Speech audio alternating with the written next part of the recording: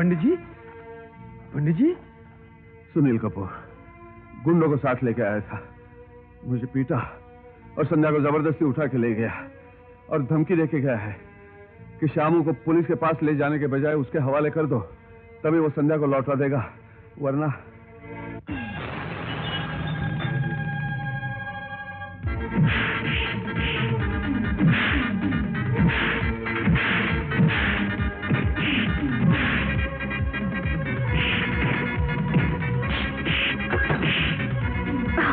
कहाँ मर गए हो हरामजादो, जल्दी आओ।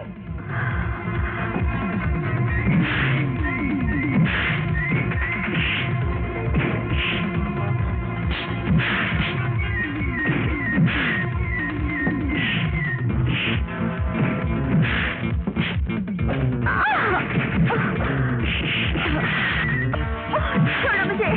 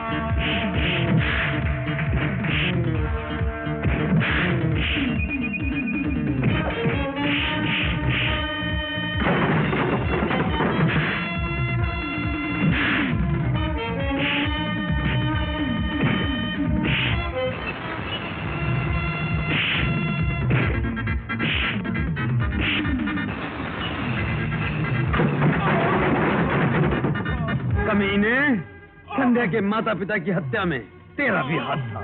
इतने दिनों तक तू अपने आप को निर्दोष साबित करता रहा। अगर संध्या को इस बात का पता चल जाता तो जिस तरह उसने अमृतलाल का कत्ल किया था उसी तरह वो तेरा भी खून कर देती। इसीलिए तू ड्राइवर शामू को जान से मार डालने की कोशिश कर रहा था।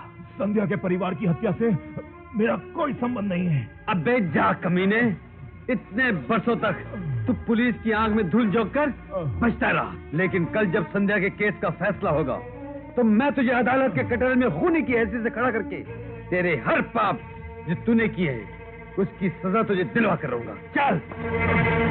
15 साल पहले पंडित सोमनाथ जी का मकान जलकर राख हो गया था। क्या वो एक हादसा था या किसी के कहने पर आग लगाई गई थी? कहने पर आग लगाई गई थी। किसके कहने पर आग लगवाई गई थी? अमृतलाल जी की। तुम्हें कैसे मालूम? क्योंकि अमृतलाल जी के साथ साथ मैं भी उस जुर्म में शामिल था। ये सब कैसे हुआ? क्या तुम अदालत को तफसील से बता सकते हो? हाँ, बता सकते हो।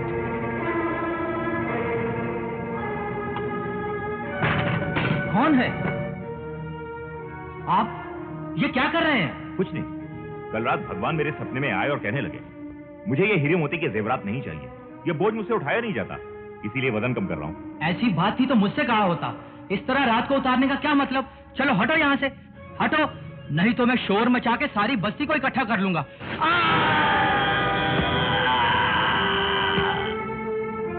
ये तो चल बसा, कहीं पुलिस केस ना बन जाए। लेकिन इस केस में हम नहीं, यही फंसेगा। तुम्हें काम करो, इसकी लाश उठा के तिरंगा हरे कृष्णा, हरे कृष्णा। कितने दुख की बात है भाइयों, मंदिर का पुजारी मंदिर के जेवरात लेकर भाग गया। भगवान का सेवक अगर भगवान को नंगा करके भाग जाएगा तो इस संसार का क्या होगा? ये धरती फट जाएगी, आसमान टूट कर गिर जाएगा। क्यों सुनील? वो तो भगवान की बिल्डिंग हिलाकर निकल गया है। मुझे तो लगता है कितने कीमती जेवरात लेकर वो भाग गया है और अब वो वापस नहीं आने वाला। क्यों भाइयों, आपको क्या लगता है? हमें लगता है वो फरार हो गया है, अब वही आएगा। उसकी गिरफ्तारी पर इनाम रखवाना चाहिए। नहीं नहीं, ऐसा मत कहिए, वो कभी ऐसा नीच काम नहीं कर सकते। मैं पंचायत से विनती करता हूँ, अभी और इसी वक्त चोर सोमनाथ के बीवी बच्चों को धक्के देकर इस गांव से बाहर निकाल दिया जाए। शांति शांति शांति। ये कैसा जुल्म है भाइयों? चोरी एक करे और उसकी सजा उसके बेगुनाह घर वालों को मिले, ये तो एक अन्याय।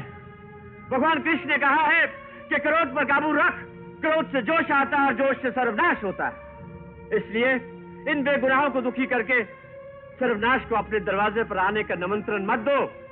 ये बेचारे गरीब लोग कहां जाएंगे? मेरी आप सब लोगों से हाथ जोड़कर ये विनती है कि सोमनाथ के जुर्म की सजा इन बेगुनाहों को न देते हुए इन्हें यही रहने की आज्ञा दी जाए।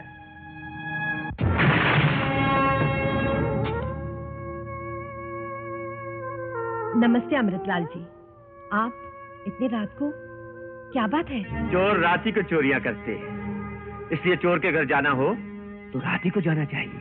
मैं समझी नहीं। देखो प्रसाद, हम प्रसाद लेने आए हैं, प्रसाद। क्या है कि लोगों ने तुम्हारी बेइज्जती करके तुम्हें यहाँ से निकालने का फैसला कर ही लिया था, लेकिन मेरे कहने पर तुम पर तरस खाकर तुम्हें यहाँ रहने दिया। क्योंकि मैंने तुम्हारी मदद की, इसलिए तुम्हारा फर्ज बनता है कि तुम थोड़ा सा मोहब्बत का प्रसाद मुझे दे दो, ताकि हिसाब किताब लेन देन सब बराबर हो जाए। क्यों क्यों क्या ख्याल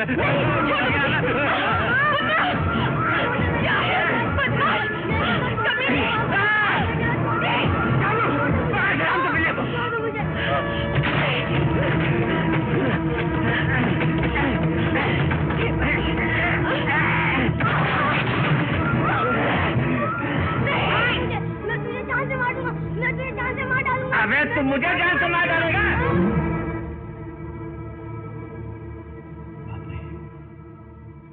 साहब ये तो मर गया। अरे तो तू क्यों घबरा रहा है? इसकी लाश और इसकी माँ की इज्जत के लुटने का राज दोनों की समाधि इसी चार दीवारी में बना देंगे। ये तो हमारे लिए बहुत मामूली बात है, समझा? जल्दी करो।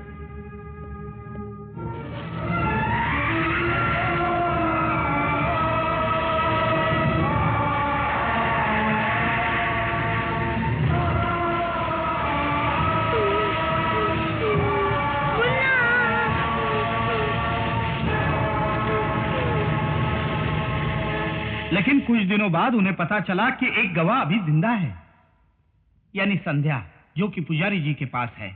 तो अमृतलाल जी घबरा गए और फौरन उन्होंने मुझे भेजा कि जाके संध्या को ले आओ।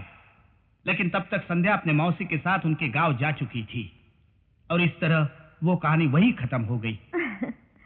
चलो, अगर मान भी लिया जाए कि तुम्हारी ये कहानी सच है, तो 15 साल तक तुमने इस सच को क्यों छुपाए रखा? और आज के दिन अचानक जाहिर करने की तुम्हें क्या जरूरत महसूस हुई? इसी बात का तो अफसोस है बीवी जी। 15 सालों से बापों का घड़ा भरते भरते अब जाके छलका है। अमृतलाल जी संध्या को बिल्कुल भूल चुके थे और बड़े आराम से अपनी 2 चेहरे वाली जिंदगी काट रहे थे। लेकिन एक दिन अचानक जैसे आसमान से बिजली टपकती है, वैसे ही अमृतलाल के लिए संध्या टपक पड़ी और इसने उनका खून कर दिया। जो अंजाम उनका हुआ वो मेरा भी हो सकता था। आज मुझे इस बात का एहसास हो रहा है। योर ऑनर, मुलजिमा संध्या के बीते हुए दिनों पर मुझे वाकई बहुत अफसोस है। मुझे हमदर्दी है इससे।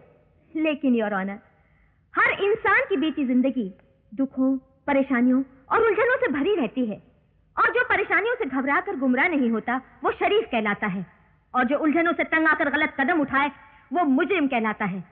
और अगर बीती जिंदगी की कहानी के आधार पर हर मुजरिम हर खूनी को अदालत रियायत दे दे या उसे बाइज्जत बरी कर दे, तो फिर ये अदालतें बेकार हैं। जुर्म निकम्मे शब्दों का दूसरा नाम बन जाएगा और मुजरिम के लिए सजा नाम की कोई चीज ही बाकी नहीं रह जाएगी। योर ऑनर, 15 साल पहले अमृतलाल ने मुलजिमा संध्या के परिवार पर जो जुल्म किया था, उसे देखते हुए मुलजिमा संध्या ने वही अमृतलाल का खून करने का फैसला कर लिया और दीवार पर अपने खून से यह बात लिख दी थी कि मैं अमृतलाल का खून करके रहूंगी। इससे साफ साबित होता है कि वो 15 साल से अमृतलाल के खून का इरादा लेकर ही जी रही थी, और जैसे ही संध्या को मौका मिला उसने खून कर दिया। योर ऑनर, यह कत्ल जोश में आकर या अपने होशो हवास खोकर नहीं किया गया, बल्कि एक मंसूबे और प्लान के तहत किया गया, और जो प्लान गुज़िश्ता 15 साल से बनाया जा रहा था। It is a premeditated and cold blooded murder your honour.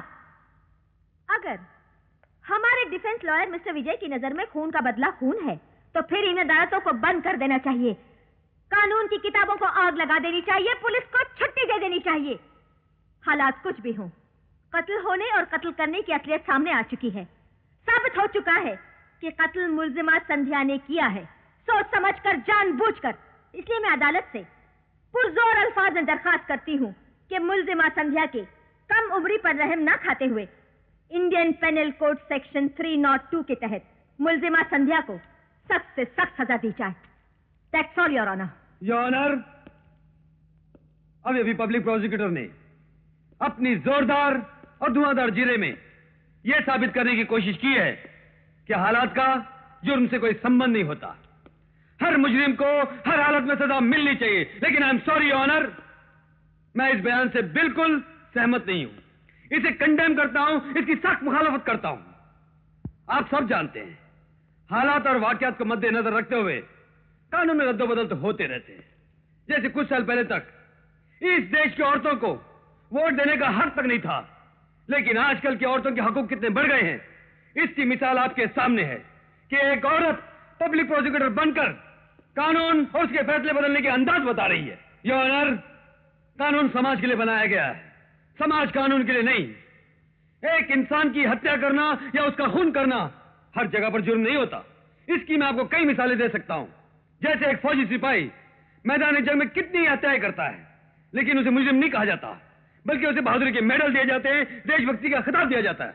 आए दिन दंगे फसाद होते हैं और हालात को काबू में लाने के लिए पुलिस को गोलियां चलानी पड़ती हैं, जिसकी वजह से कई बेगुनाह और मासूम भी मारे जाते हैं। लेकिन वो हत्या नहीं कहलाती, बल्कि नौकरी का फर्ज कहलाता है। ऑपरेशन करने वाले डॉक्टरों के हाथों कभी कभी मरीज मर जाते हैं, लेकिन वो हत्या नहीं कहलाती, वो पेशे की नजाकत कहलाती है। इस जीरे के दौरान अगर पब्लिक प्रोसिक्यूटर मुझसे नाराज होकर, गुस्से में आकर, मुझ पर कूदकर, मेरा गला दबाकर मुझे जान से मारने की कोशिश करती और मैं पलटकर इन्हें जान से मार देता, तो वो भी हत्या नहीं कहलाएगी, बल्कि आत्मरक्षा कहलाएगी। इसी तरह 15 साल पहले अमृतलाल ने संध्या के सारे परिवार का सर्वनाश कर दिया, जिसे संध्या ने अपनी आंखों से देखा। अगर संध्या उसी वक्त अमृतलाल का खून कर देती, तो वो भी हत्या नहीं कहलाती, बल्कि बचपन का जोश और नासमझी कहलाती।